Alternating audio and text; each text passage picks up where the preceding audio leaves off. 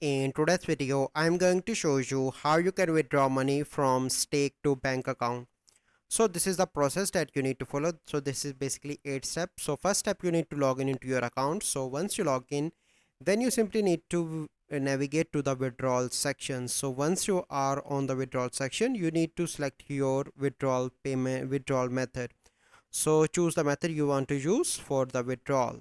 So for this video we are talking about the bank transfer. So then you need to enter your bank account details that consist of your bank name, account number, routing number, SWIFT or BIC, IBAN, and in the fifth step you need to specify the amount that you want to withdraw, and on the sixth step you need to confirm the transaction, and then you need to wait for the processing, and in the last step you simply need to check your bank balance and you have money in your bank account.